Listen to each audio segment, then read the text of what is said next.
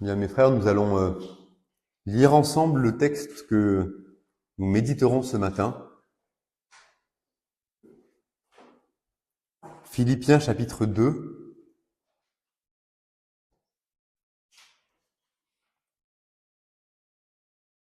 Philippiens chapitre 2, à partir du verset 6.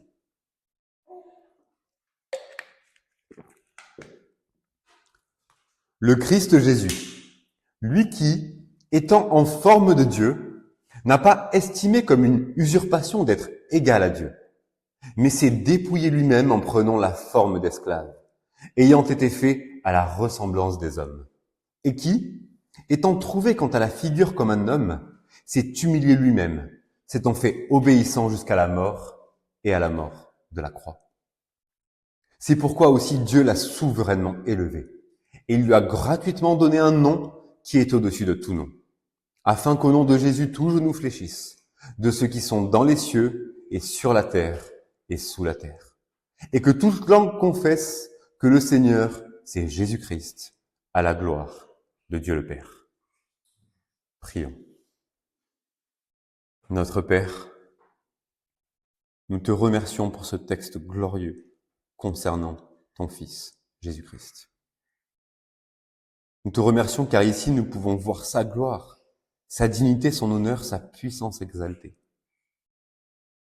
Nous te prions, Père, que par la méditation, par l'exposition de ce texte, nous puissions ressortir émerveillés devant notre grand roi, que nous puissions vouloir l'imiter et davantage le servir. Seigneur notre Dieu, nous te demandons l'assistance de ton Esprit Saint, car ce n'est pas par notre propre volonté, notre propre sagesse que nous pourrions comprendre spirituellement ta parole. Te demandons que par lui, tu nous appliques au cœur les grandes vérités contenues dans ce texte. C'est dans le nom de notre Seigneur Jésus-Christ que nous te prions ces choses. Amen. Savez-vous quelle est l'une des plus grandes questions qui ait jamais été discutée dans l'histoire de l'Église? Qui est Jésus-Christ? Ou même, qu'est Jésus-Christ? Qu'est-il? Je ne sais pas si vous le savez, mais cette année 2025 est un anniversaire bien particulier. Il s'agit des 1700 ans du Concile de Nicée. Alors, pour ceux qui ne le savent pas, le Concile de Nicée est un concile qui eut lieu en 325, qui avait été convoqué sur l'ordre de l'empereur Constantin et qui avait pour but d'examiner une question théologique bien particulière. La divinité du Christ. À cette époque, les Ariens, donc les témoins de Jéhovah de l'époque, qui niaient la divinité du Christ, étaient très influents et perturbaient grandement l'Église par leurs hérésies. Et par la providence de notre Dieu, à ce concile, les évêques ont démontré et confessé, en s'appuyant sur les Saintes Écritures, la pleine divinité de notre Seigneur Jésus-Christ, la deuxième personne de la Sainte Trinité. Alors mes amis, contrairement aux papistes de Rome, nous ne croyons pas que les conciles soient infaillibles. Mais nous croyons que Dieu a donné à son Église des pasteurs et des docteurs, qui par sa grâce ont parfois exprimé de façon lumineuse les vérités de l'Écriture. Nous ne repartons pas de zéro à chaque génération, mais nous recevons cet héritage comme des nains sur les épaules de géants. Alors pourquoi je vous raconte tout ça?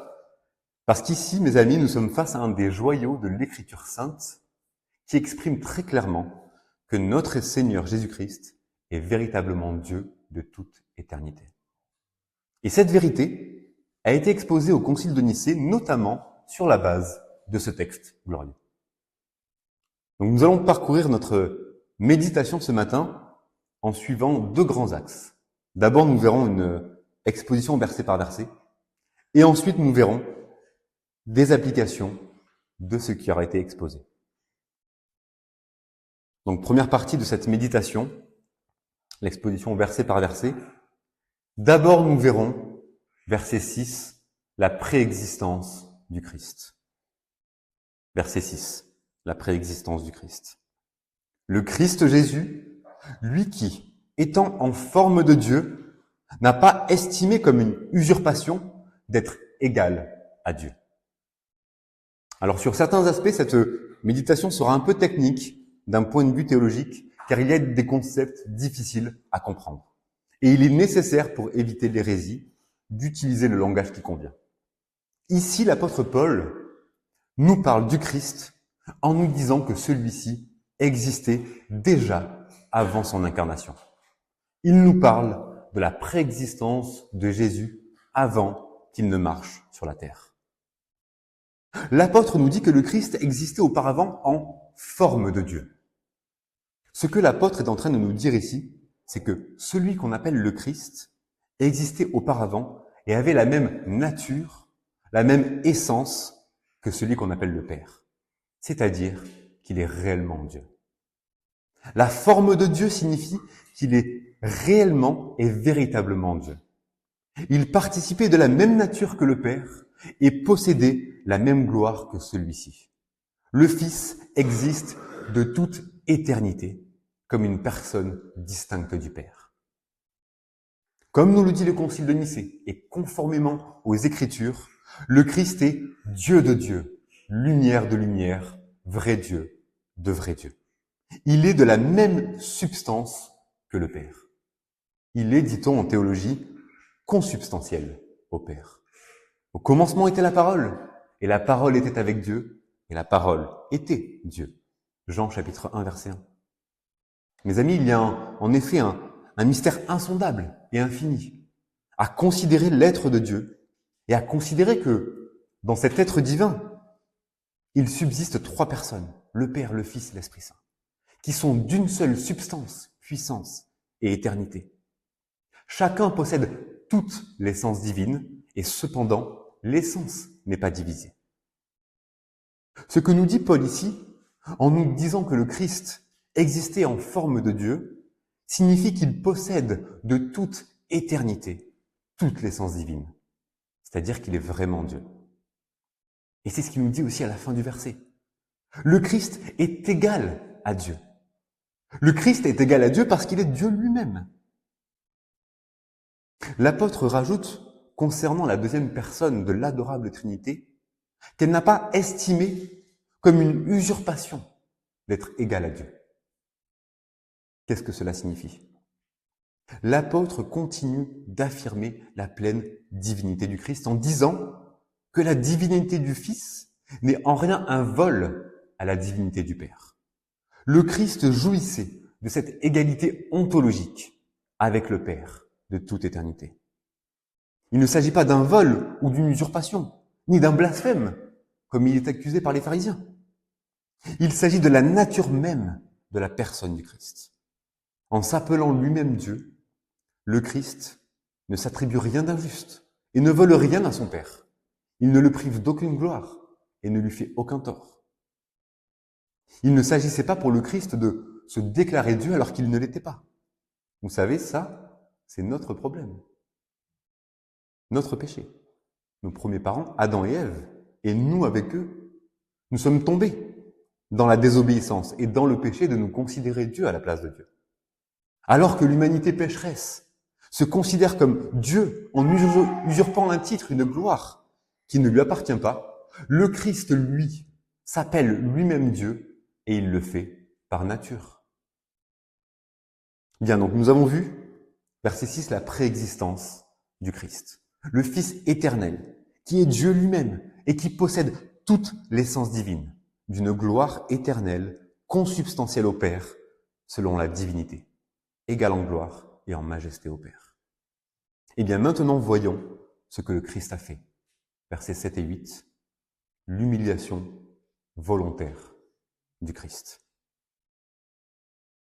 Versets 7 et 8, « Mais s'est dépouillé lui-même en prenant la forme d'esclave, ayant été fait à la ressemblance des hommes, et qui étant trouvé quant à la figure comme un homme, s'est humilié lui-même, s'étant fait obéissant jusqu'à la mort, et à la mort de la croix.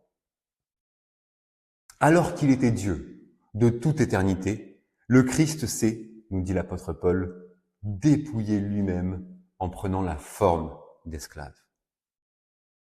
De la même manière que dans le verset précédent, quand l'apôtre nous disait que le Christ avait la forme de Dieu, signifiait qu'il était véritablement vrai Dieu, de la même nature et même substance que Dieu, et bien de la même manière ici.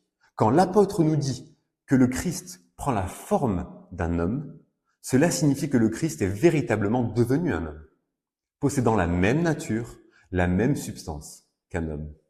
Il était véritablement Dieu, il est devenu véritablement homme.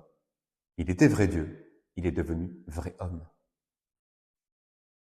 Alors mes amis, dans l'histoire de l'Église, il y a eu beaucoup d'hérésies concernant ce passage et le mot utilisé ici pour dire que le Christ s'est incarné. Le mot utilisé ici est traduit par dépouiller. C'est le mot grec kéno qui a donné le mot kénos. Et il est nécessaire que je vous donne des avertissements concernant ces hérésies et fausses doctrines, car malheureusement les hérésies continuent d'attaquer régulièrement l'Église de Dieu. À la fin du 19e, début du 20e, il y eut des théologiens libéraux qui ont enseigné ce qu'ils ont appelé la théologie de la kénose, et qui est une hérésie. Et cette hérésie peut circuler de nos jours dans certaines églises qui se nomment évangéliques. Mes frères et sœurs bien-aimés, prenez garde car ces faux docteurs ont enseigné que le Christ, lorsqu'il s'est incarné, a cessé d'être Dieu pour un temps. Comme si le Christ avait quitté la divinité et avait laissé une coquille vide à la place. Comme si la Sainte Trinité pouvait se séparer. Certains ont enseigné que le Christ, en s'incarnant, avait mis de côté certains attributs de la divinité, comme son omniscience ou son omnipotence, comme si Dieu pouvait changer et cesser d'être Dieu. Mes amis, Dieu ne change pas. Le Fils est éternellement Dieu de toute éternité. Et en Dieu, il n'y a ni changement, ni ombre de variation. Jacques chapitre 1, verset 17. Cela signifie que lorsque le Christ s'incarne, il ne perd rien de ce qu'il était auparavant. Il reste et subsiste en tant que deuxième personne de la Sainte Trinité. Et alors, que signifie ce dépouillement dont l'apôtre Paul nous parle au verset 7? Eh bien, l'apôtre nous le dit explicitement. Il s'est dépouillé en prenant une forme de serviteur, d'esclave. Le dépouillement consiste en ce que celui qui était Dieu de toute éternité a choisi volontairement de venir dans sa création en prenant une nature humaine et en devenant véritablement un homme. Vous savez, si vous avez déjà parlé avec des musulmans, ils sont extrêmement choqués à cette idée. Lorsque nous leur disons que Jésus est véritablement Dieu, pour eux, cela est impensable. Car cela semble indigne, cela leur semble à eux indigne de la part de Dieu. Bien qu'ils se trompent lourdement, car cela n'est pas indigne ni impossible à Dieu de s'incarner tout en restant Dieu, il y a une certaine lueur de vérité à considérer cela comme choquant. Laissez-moi vous citer saint Augustin. Dans ce sermon, il répondait aux Ariens, et probablement aussi les Docètes. Il dit, je cite, « Ah, s'ils avaient cette vraie sagesse, cette sagesse de Dieu qui n'est autre que Dieu même, ils comprendraient que Dieu a pu prendre un corps sans devenir corps. Ils comprendraient qu'il est devenu ce qu'il était, ils comprendraient qu'il est devenu ce qu'il n'était pas, sans cesser d'être ce qu'il était. Qu'il est venu à nous comme homme, sans s'éloigner de son Père. Qu'en demeurant ce qu'il était, il s'est montré ce que nous sommes. Et qu'en incarnant sa puissance dans le corps d'un enfant, il ne l'a pas moins appliqué au gouvernement du monde. Il reposait dans une étable et il gouvernait le monde. Enfant sans parole, il était la parole même. Les cieux ne sauraient le contenir et une femme le portait sur son sein. Oui, elle dirigeait notre roi. Elle portait celui qui nous porte. Elle allaitait celui qui nous nourrit de lui-même. Quelle incontestable faiblesse. Quel abaissement prodigieux. Et pourtant la divinité tout entière y est enfermée. L'enfant dépendait de sa mère et sa puissance la conduisait. Il prenait son sein et il la nourrissait de la vérité. Fin de citation. N'est-ce pas absolument renversant de considérer que le Dieu de gloire qui est saint et absolument parfait ait choisi volontairement de s'abaisser jusqu'à prendre la condition d'un être humain fragile, dépendant, soumis aux mêmes faiblesses et limites que nous? C'est véritablement un mystère qui dépasse notre entendement. L'infini, l'éternel, le créateur de tout, qui se fait petit, humble et esclave parmi sa propre création. Vous savez, c'est comme avec un roi. Imaginez que vous habitiez dans un royaume immense, magnifique, avec des palais somptueux et des terres prospères. Et maintenant, imaginez que ce royaume ait des habitants très pauvres, oubliés, méprisés, qui vivent dans des cabanes délabrées. Et là, imaginez que le roi, qui pourrait rester dans son palais luxueux, choisisse volontairement de quitter son trône, de descendre au milieu de ses habitants démunis, de partager leur vie, de manger la même nourriture qu'eux, de porter leurs vêtements usés, de subir leurs souffrances. Tout cela, non parce qu'il a perdu son pouvoir ou sa majesté, mais parce qu'il veut les aimer, les sauver et être proche d'eux. C'est exactement ce que le Christ a fait. Le roi de l'univers, Dieu de toute éternité, s'abaisse volontairement pour vivre parmi nous, en prenant notre condition humaine, partageant nos faiblesses, nos souffrances, tout en restant pleinement Dieu. Voilà le sens de la kénose. Non pas une perte de divinité, mais un dépouillement volontaire en prenant notre condition misérable par amour. Vous voyez, il était consubstantiel au Père selon la divinité, il est devenu consubstantiel à nous selon l'humanité, sans cesser d'être ce qu'il était de toute éternité, vrai Dieu et vrai homme. Mais regardez jusqu'où va le dépouillement de notre Seigneur. Nous avons vu que le dépouillement consistait en ce que le Christ, véritablement Dieu, prenne notre nature humaine. Mais l'apôtre nous précise que le dépouillement va encore plus loin que cela. Il n'est pas venu en tant que roi, il est venu en tant qu'esclave. Il s'est dépouillé lui-même en prenant la forme d'esclave. Quel abaissement prodigieux! Quelle humiliation ineffable! Le Dieu de gloire, qui mérite toute adoration, révérence, respect, honneur et gloire, lui à qui nous devons tout et qui ne nous doit absolument rien en retour. Non seulement il est venu parmi nous, partageant notre condition humaine, misérable, mais en plus il l'a fait pour nous servir. Non pas pour être servi, mais pour nous servir. Rappelez-vous ce que disait notre Seigneur dans Matthieu chapitre 20 au verset 18. Le Fils de l'homme n'est pas venu pour être servi, mais pour servir. Pour reprendre notre analogie avec le roi de tout à l'heure, il n'est pas seulement venu habiter parmi les pauvres et les misérables de son royaume. Il est venu partager la condition de ceux-ci tout en les servant. Il ne s'est pas contenté de descendre dans les quartiers pauvres ou de partager leur quotidien. Il a pris sur lui de porter leur fardeau, de soulager leurs souffrances, de les protéger, de les guider, de les guérir, de les écouter. Alors que ce roi pouvait tout ordonner par une seule parole, il a choisi de se mettre à genoux pour laver leurs pieds, panser leurs blessures, porter leurs charges. Non par obligation, mais par un amour total et volontaire. Son humiliation consistait donc à prendre la nature humaine et à s'incarner, à devenir un esclave au service des autres. Et en plus, nous dit Paul, à cacher sa gloire.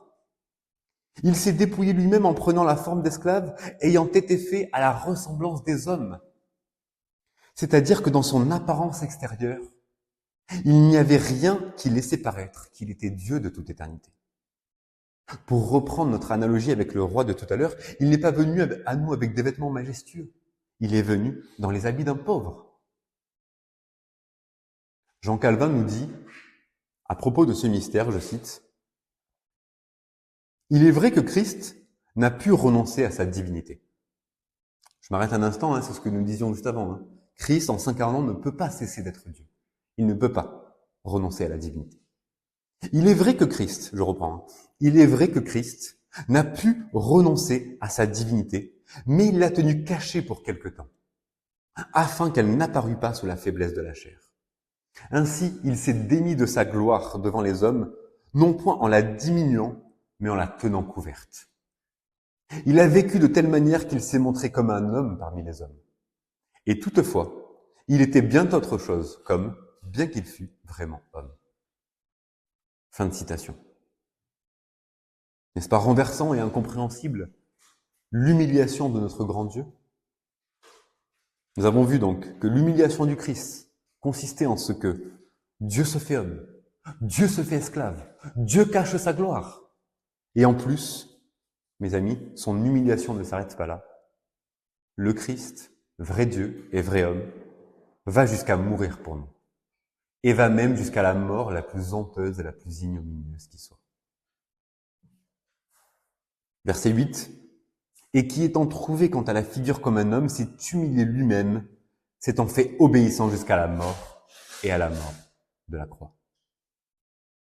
C'est déjà d'une bien grande humilité qu'étant Seigneur et il se soit fait serviteur, ici nous apprenons qu'il est allé encore plus loin.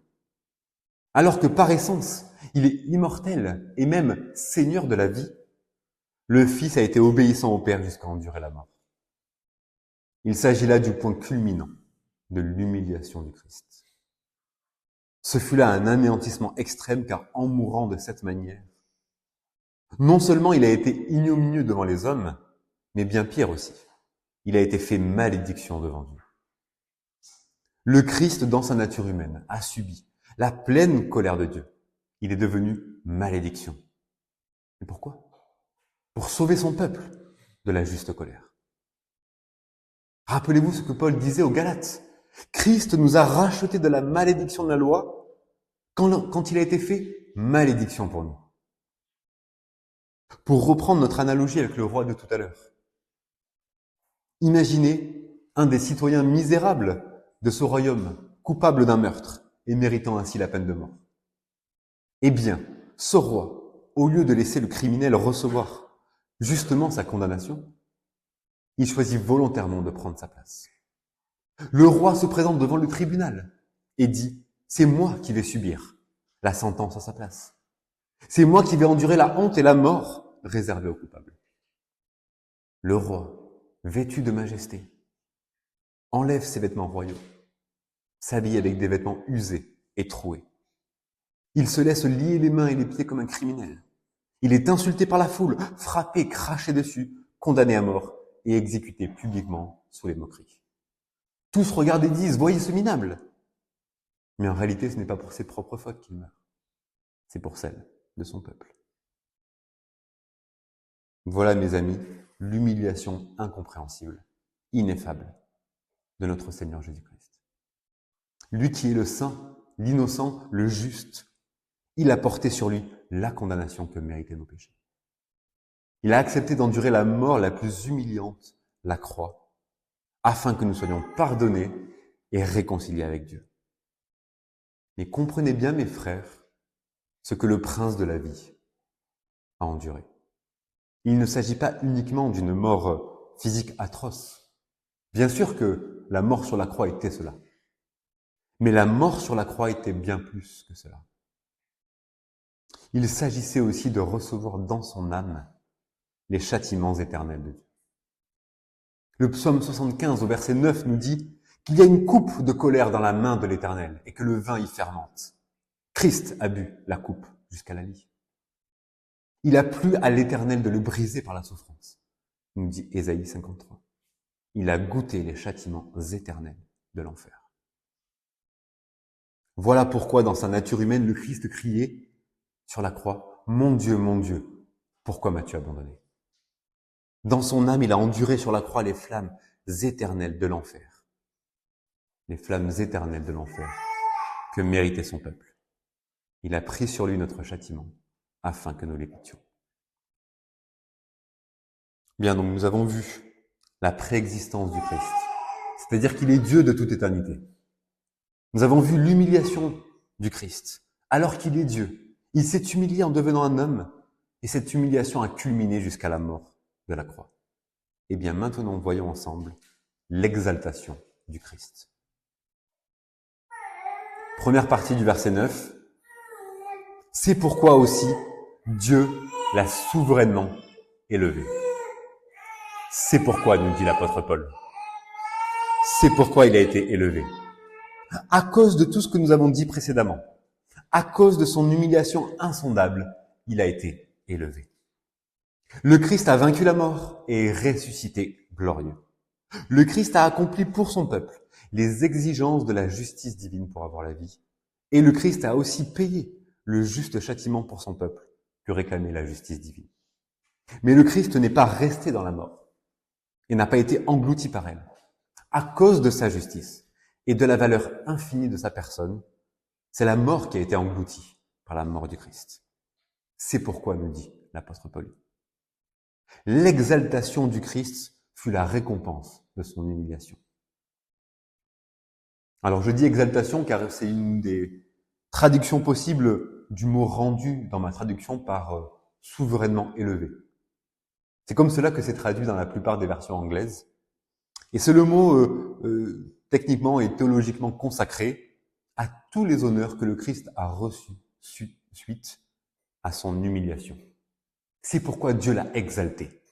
Littéralement, cela signifie élevé outre mesure, élevé à une hauteur extraordinaire. De quelle manière? En quoi cela consiste? Alors attention mes amis, selon sa nature divine, il n'a rien mérité qu'il ne méritait pas avant. Selon sa nature divine, le Christ est Seigneur de toute éternité et possède un nom glorieux de toute éternité. Selon sa divinité, sa gloire ne lui a jamais été enlevée et il n'a donc pas été restauré et rien ne lui a été ajouté. En revanche, ce que nous pouvons dire, c'est que sa gloire divine était effectivement cachée et voilée lorsqu'il était sur la terre, le temps de son humiliation. Alors que depuis la résurrection, celle-ci est manifeste et dévoilée. Dans l'analogie de tout à l'heure, c'est le roi qui remonte sur son trône et qui remet ses vêtements royaux. Et ainsi tout le monde s'aperçoit qu'en fait, celui que tout le monde méprisait et rejetait, eh bien c'était lui le roi. La résurrection est la preuve qu'il est le Fils éternel de Dieu. Rappelez-vous, nous en avions parlé lors de notre méditation sur le psaume 2. La résurrection n'est pas le moment où il devient Fils de Dieu, mais c'est le moment où cette vérité est publiquement et puissamment révélée. C'est le moment où cette vérité éclate au grand jour. La résurrection glorieuse, l'exaltation, la glorification, c'est la preuve qu'il est le Fils éternel de Dieu. C'est ce que nous dit Paul dans Romains chapitre 1 verset 4. Il est déclaré Fils de Dieu avec puissance selon l'esprit de sainteté par sa résurrection d'entre les morts. Mais l'exaltation du Christ ne concerne pas uniquement le fait que sa nature divine soit dévoilée explicitement. L'exaltation du Christ concerne la nature humaine du Christ. Et lorsque nous parlons de l'exaltation du Christ, en ce qui concerne sa nature humaine, nous parlons à la fois de la résurrection glorieuse du corps de notre Seigneur Jésus-Christ. Sa nature humaine a été rendue immortelle et incorruptible, pour reprendre les termes de Paul dans 1 Corinthiens chapitre 15. Nous parlons aussi de l'ascension glorieuse du Christ. Il est visiblement monté au plus haut des cieux afin de nous préparer une place. Nous parlons aussi de la cession du Christ à la droite de Dieu. Il est assis à la droite de Dieu et il règne sur toute la création et étend son royaume et soumet tous ses ennemis. Et nous parlons aussi de son retour dans la gloire pour juger tous les hommes.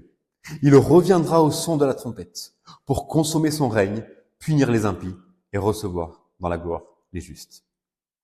Donc l'exaltation concerne la résurrection, l'ascension, la cession et le retour du Christ. Dans sa nature humaine, il a été élevé en honneur et en puissance au-dessus de tout ce qui est créé. Et c'est ce que nous allons voir rapidement avec les derniers versets. Il a été élevé en honneur, deuxième partie du verset 9 et verset 10, et en puissance, verset 11. Donc verset 9b et 10. Il lui a gratuitement donné un nom qui est au-dessus de tout nom, afin qu'au nom de Jésus, tout genou fléchisse, de ceux qui sont dans les cieux et sur la terre et sous la terre. Le nom d'une personne dans l'Écriture renvoie à la gloire et à la dignité de cette personne. L'apôtre nous dit ici que l'exaltation a consisté à recevoir un honneur et une dignité au-dessus de tout ce qui a été créé. Son nom, sa gloire, son honneur dépassent de loin toutes les créatures animale et humaine, et même les anges. Comme nous le dit l'Apocalypse chapitre 5, le Christ est digne de recevoir l'honneur, la gloire et la louange, car il a été égorgé, il a été immolé pour racheter des hommes de toute langue, de toute tribu et de toute nation. Le Christ, dans sa nature humaine, reçoit la plus haute dignité qui existe, et en fait, il reçoit une dignité qui ne convient qu'à Dieu seul. Jean Calvin nous dit, je cite, « L'apôtre déclare donc qu'une souveraine puissance a été donnée au Christ et qu'il a été placé au plus haut degré d'honneur, en sorte qu'on ne trouvera point une semblable dignité, ni au ciel, ni sur la terre. Il s'ensuit que c'est un nom ou une dignité propre à Dieu seul. » Fin de citation. La dignité, l'honneur qu'il a reçu n'est propre qu'à Dieu, car celle-ci correspond à l'adoration. C'est ce qu'il nous dit quand il nous dit « Afin qu'au nom de Jésus, tout genou fléchisse ».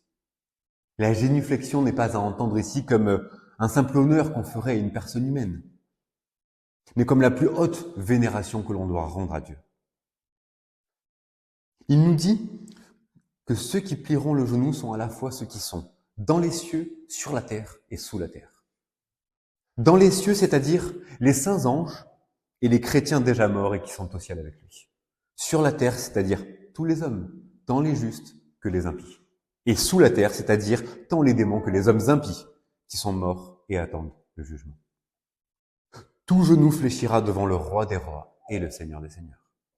Tant les anges que les démons, tant les hommes saints que les pécheurs qui iront en enfer. Ils n'auront pas d'autre choix que de s'incliner devant sa majesté, sa puissance et sa dignité. Et non seulement ils s'inclineront devant lui, mais en plus, ils confesseront publiquement qu'il est le roi des rois et le Seigneur des seigneurs. C'est ce que nous voyons donc au verset 11. Et que toute langue confesse que le Seigneur, c'est Jésus-Christ, à la gloire de Dieu le Père. Chaque individu de chaque nation, chaque ange et même chaque démon, toute créature qui parle confessera de sa langue que Jésus-Christ est le Seigneur. Chaque langue reconnaîtra publiquement qu'il est le Rédempteur exalté au-dessus de tout et que tout pouvoir lui a été remis dans le ciel et sur la terre. Les saints anges et les croyants le feront avec sincérité de cœur, d'un cœur sincère, volontaire et humble.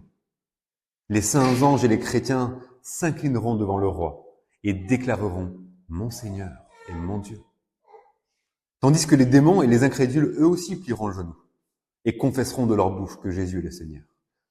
Leur obéissance ne sera pas volontaire, mais profondément remplie de haine et d'amertume envers celui dont ils seront obligés de manifester la gloire.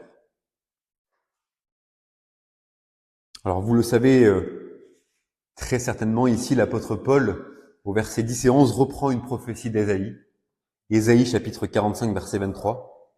Et dans cette prophétie, l'Éternel, Jéhovah, parle et dit « J'ai juré par moi-même, et de ma bouche est sortie la vérité, une parole qui ne sera point révoquée. C'est que tout genou fléchira devant moi, et toute langue jurera par moi. » En plus de tout ce que nous avons dit précédemment, concernant la pleine divinité de Jésus, nous avons encore ici la confirmation. Cette prophétie d'Ésaïe, dans laquelle Dieu dit « Tout genou fléchira devant moi, et toute langue jurera par moi », est appliquée dans notre passage au Seigneur Jésus-Christ. Il est Jéhovah, et tout le monde fléchira les genoux et se prosternera devant lui. Et tout le monde confessera sa gloire et son nom. Bien, mes frères, il y aura encore beaucoup à dire sur ce passage d'un point de vue exégétique. Nous n'aurons pas le temps ce matin. Il convient de regarder quelques exhortations pratiques.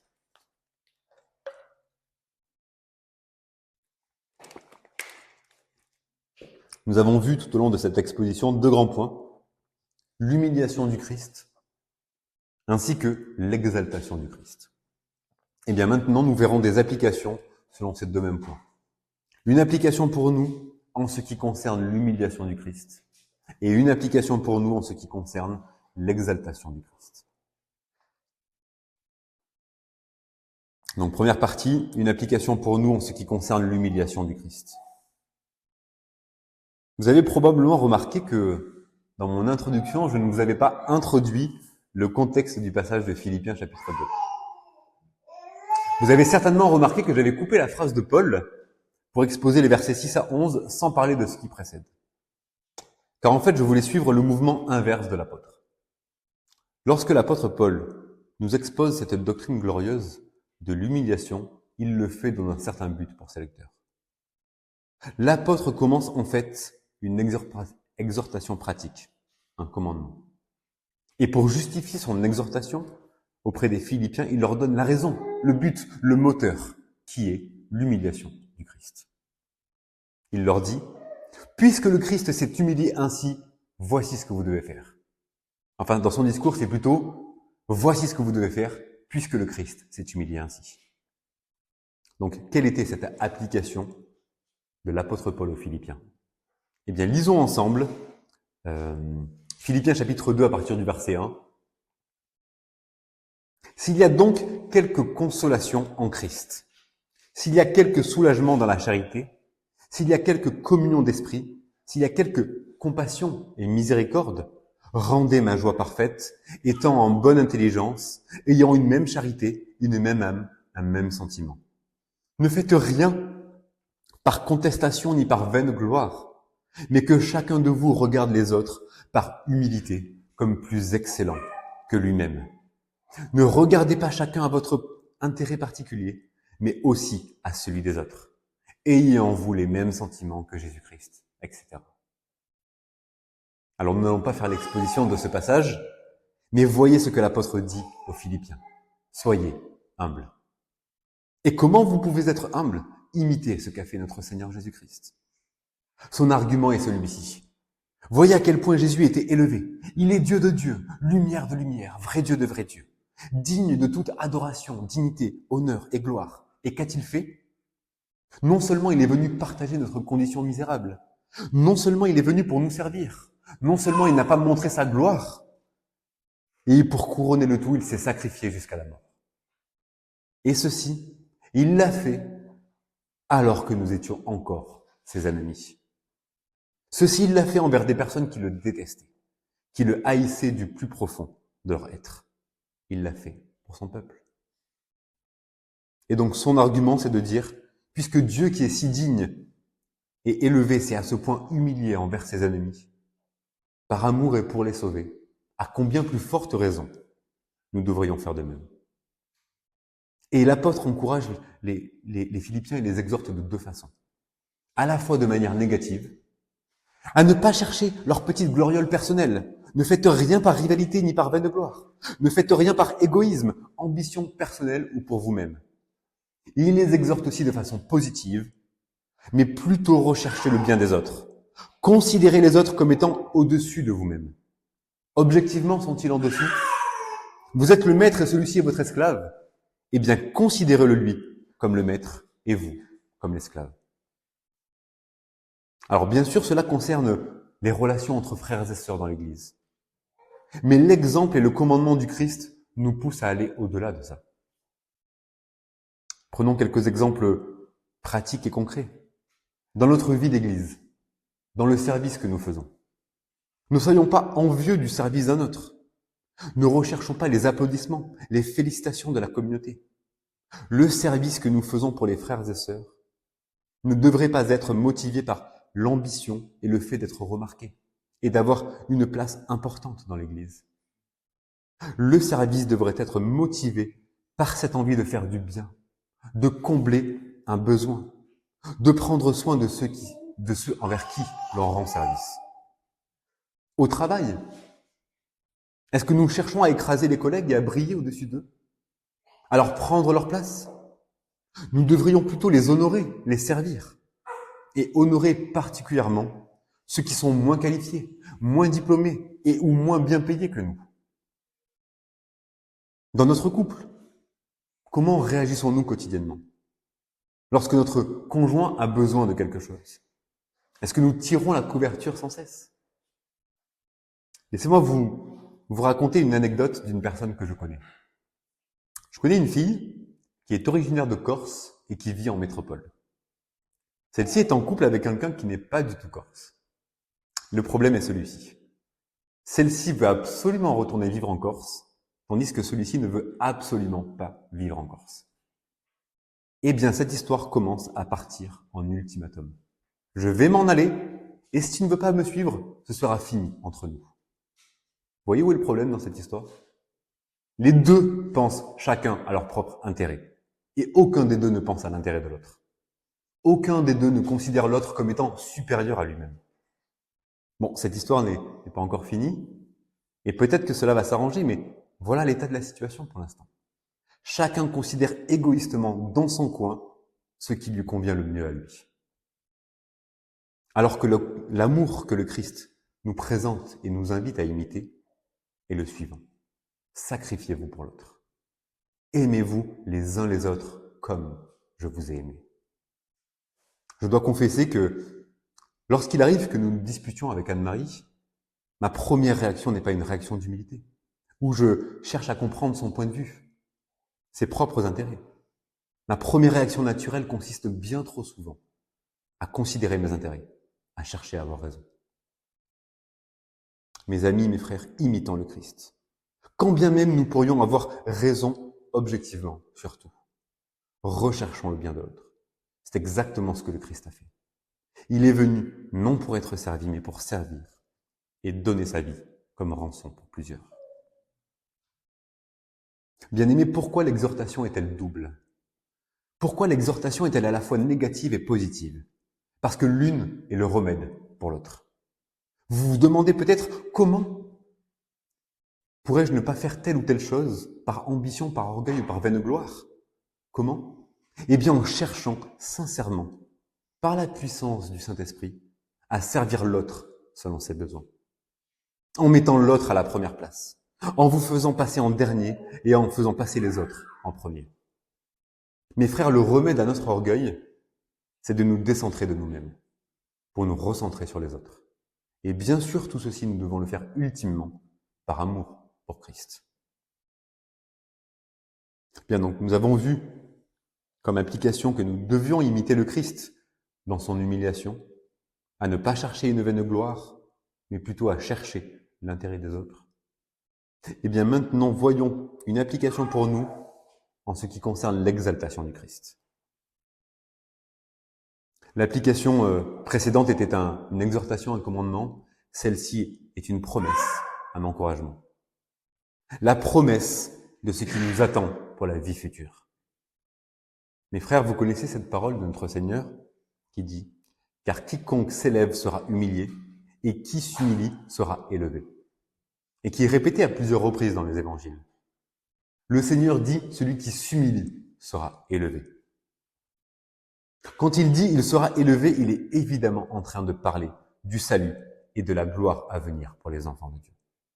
Mes frères, Christ a été exalté et nous, les frères bien-aimés du Seigneur, nous serons exaltés et élevés avec lui.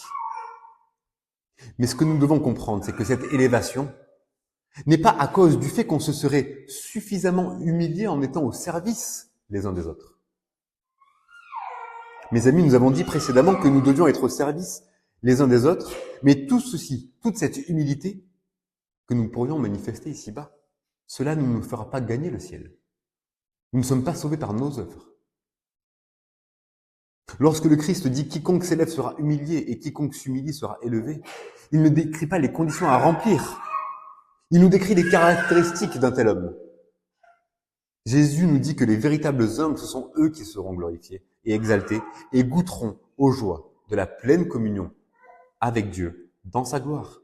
Mais non pas à cause de leur humilité, qui sera toujours bancale, branlante et imparfaite, mais plutôt à cause de l'œuvre parfaite de leur Sauveur, Jésus-Christ. Bien-aimé, cette promesse d'exaltation, de glorification, c'est une promesse certaine et qui, dans un certain sens, est déjà accomplie, mais qui, dans un autre sens, n'est pas encore accomplie. C'est le mystère que Paul nous dit dans Éphésiens chapitre 2, verset 6. Dieu nous a ressuscités ensemble et nous a fait asseoir ensemble dans les lieux célestes en Jésus-Christ. Nous sommes déjà assis avec lui dans la gloire, même si cela n'est pas encore manifesté. Cette promesse de participer à la même gloire que notre Sauveur est pour nous un puissant encouragement pour nous aider à avancer dans les difficultés du temps présent. Quand nous souffrons, quand nous sommes éprouvés, quand nous sommes tentés, quand nous désespérons, nous pouvons nous consoler avec cette promesse sûre et certaine que les souffrances du temps présent ne sont rien comparées à la gloire qui doit être révélée en nous. Et mes amis, cette espérance de vivre éternellement dans la gloire est aussi un puissant moteur pour notre sanctification. Nous avons déjà part aux bénédictions de la vie future. Notre glorification a déjà commencé. Nous avons reçu une nouvelle nature et nous avons reçu l'Esprit de Dieu. Nous avons cette puissance en nous qui nous permet de lutter. L'apôtre Jean nous dit « Quiconque a cette espérance en lui se purifie comme lui-même est pur, comme Jésus est pur. » Ce qui signifie que dans la maladie, dans les tribulations, dans les angoisses, dans les tentations de la chair, dans les persécutions, dans tout ce qui pourrait nous mettre en difficulté, nous pouvons et nous devons puiser dans la puissance du Christ glorifié, du Christ exalté qui habite en nous par son esprit. Bien, mes amis, en conclusion de cette méditation, je voulais premièrement avertir ceux qui sont présents ici ce matin et qui ne sont pas chrétiens. Vous qui ne connaissez pas personnellement le Seigneur Jésus-Christ, repentez-vous. Nous l'avons vu lors de notre première partie, tout genou pliera devant le roi des rois et toute langue confessera que Jésus-Christ est le Seigneur des seigneurs. Si ce n'est volontairement dans cette vie, ce sera contre votre gré dans la vie future. Et là, vous passerez une éternité dans les ténèbres où il y aura des pleurs et des grincements de dents. Pécheurs, tremblez. Pliez les genoux aujourd'hui devant le Christ. Embrassez le Fils, de peur qu'il ne s'irrite et que vous ne périssiez dans votre voie. Aujourd'hui, c'est encore le jour du salut pour vos âmes. Le Seigneur Jésus-Christ s'est humilié en se faisant homme, en se faisant serviteur. Il est venu accomplir les parfaites exigences de la loi divine. Il est venu pour supporter le châtiment des impies à leur place. Humiliez-vous sous sa main puissante. Venez à lui. Repentez-vous et confiez-vous dans sa justice parfaite.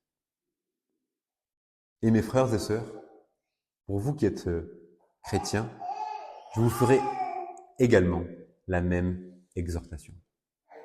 Mes frères, notre salut ne fait pas que commencer par la repentance et la foi. La foi et la repentance sont le début de notre vie chrétienne, mais ce sont également toutes les étapes de notre vie chrétienne. Nous devrions être sans cesse dans ce cycle vertueux de repentance et de confiance envers notre Seigneur Jésus-Christ, d'humiliation et de confiance envers notre Seigneur et Sauveur. Nous ne faisons pas que rentrer par le moyen de la foi et la repentance. Nous vivons par la foi et la repentance. Le juste vivra par la foi. Rappelons-nous que nous verrons notre grand Dieu et Sauveur Jésus-Christ et que nous plierons le genou devant lui. Rappelons-nous que nous confesserons son nom glorieux et rappelons-nous que, à genoux devant lui, nous devrons rendre compte de toute pensée que nous aurons eue, de toute parole que nous aurons prononcée, ainsi que de toutes actions que nous aurons faites. Bien, mes frères, prions. Seigneur, notre Dieu, notre Père, te bénissons pour ton Fils bien-aimé, notre Seigneur Jésus-Christ. Lui qui étant Dieu de toute éternité, s'est humilié en prenant la forme d'un serviteur, pour nous servir en accomplissant la rédemption. Nous te louons, Père, pour sa justice et son obéissance parfaite jusqu'à la mort même de la croix. Oui, Seigneur, notre Dieu, quel abaissement insondable. Nous te remercions pour ce texte dans lequel on peut contempler l'infinie grandeur de ta puissance. ainsi que l'amour du Christ qui surpasse toute connaissance. Père, nous reconnaissons que nous avons tant de mal à marcher dans cette voie d'humilité. Bien trop souvent, nous recherchons notre propre gloire, nos propres intérêts, et nous refusons de nous abaisser. Pardonne-nous, Seigneur notre Dieu. Humilie-nous. Te supplions, Père, de faire pénétrer cette parole dans notre cœur par ton Esprit Saint. Donne-nous d'avoir les mêmes sentiments que Jésus-Christ. Apprends-nous à nous humilier dans l'Église, dans notre foyer, dans notre travail, dans nos relations les uns avec les autres. Seigneur, humilie-nous sous ta main puissante, afin que nous apprenions tes ordonnances. Notre Père, c'est dans le nom de notre Seigneur Jésus-Christ, devant qui tout genou fléchira, et dont toute langue confessera le nom glorieux, que nous te prions. Amen.